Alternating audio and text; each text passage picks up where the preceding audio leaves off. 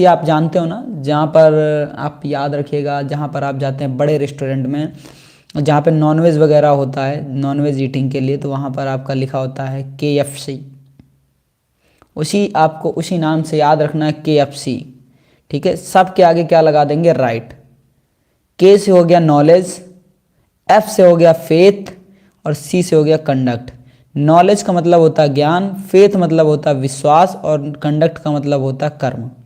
ठीक है, सम्यक ज्ञान, सम्यक विश्वास और सम्यक कर्म, तीन आपके क्या थे, एक बार फटाफट सभी लोग कमेंट करेंगे तीन क्या थे, तो तीन यहाँ पर आपके जैन धर्म के रत्न थे। कौन कौन से, सम्यक ज्ञान, सम्यक विश्वास और सम्यक कर्म, तीन टोटल आपके थे। ठीक है, right knowledge, right faith, right conduct, तीन आपके क्या थे, नॉलेज, वो आपके थे त्रिरत्न थे, 3 पिलर्स थे। ठीक है, राइट नॉलेज, राइट फेथ, और आपका क्या हो जाएगा, राइट कंडक्ट, टोटल आपके 3 थे। ठीक है, चलिए, ठंडी बहुत है भाई।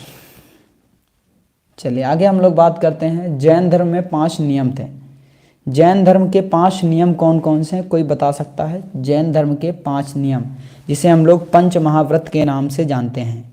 अगर आपसे पूछे कि पंच महाव्रत का संबंध किस धर्म से है, तो याद रखिएगा किस धर्म से है, जैन धर्म से। ठीक है, कौन से धर्म से संबंधित है, तो जैन धर्म से।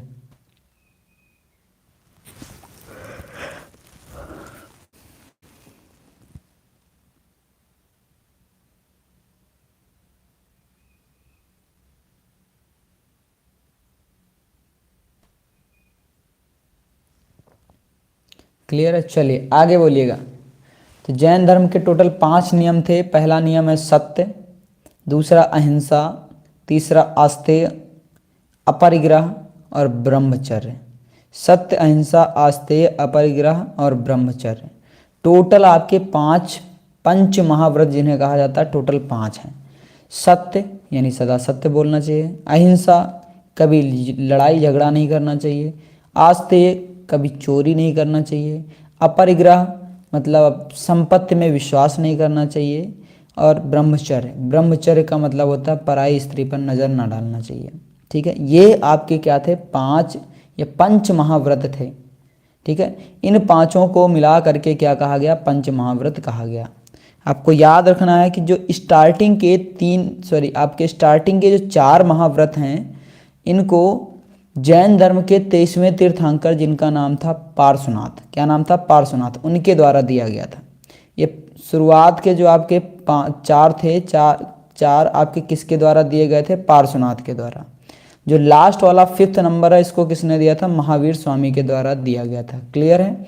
अब आपको बताना है कि जैन परिषदें कितनी हुई थी। आपको कमेंट करके बताना है कि जैन परिषदें कितनी हुई थी।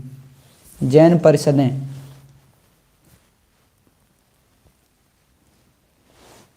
जैन धर्म की टोटल कितनी परिषदें हुई थी, तो आपको याद रखना है जैन धर्म की टोटल 2 परिषदें होती हैं।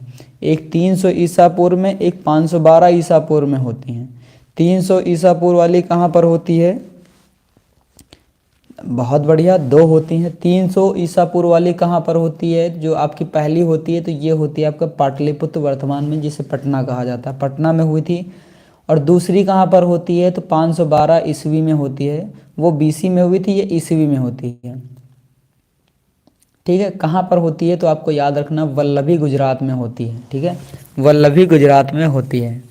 और अगर आपको याद रखना है नोट पॉइंट यहाँ पर, कि जो बौद्धों वो क्या कहते हैं, जैनों की जो पहली आपकी परिषद थी, उसमें आपका जो जैन धर्म था 2 भागों में डिवाइड हो जाता है। कौन कौन सा, एक श्वेतांबर, दूसरा दिगंबर। कौन से 2 हैं, एक श्वेतांबर और दूसरा दिगंबर। ठीक है, श्वेतांबर के अंतर्गत वे लोग आते थे जो सफ़ेद वस्त्र धारण करते थे। कौन से लोग आते थे, जो सफ़ेद वस्त्र धारण करते थे। और दिगंबर के अंतर्गत वे लोग आते थे जो नग्न अवस्था में रहते थे। ठीक है, कौन सी अवस्था में, नग्न अवस्था में। ठीक है, याद रखना। श्वेतांबर के जो अनुयायी थे वो अधिकतर कहाँ पर थे, उत्तर भारत में थे। ठीक है, उत्तर भारत में पाए जाने वाले श्वेतांबर लोग जो थे वो कहाँ पर पाए जाते थे, मेनली आपके उत्तर भारत में पाए जाते थे। और जो आपके दिगंबर लोग थे वो मेनली कहाँ पर पाए जाते थे, तो ये पाए जाते थे आपके कहाँ पर, ये पाए जाते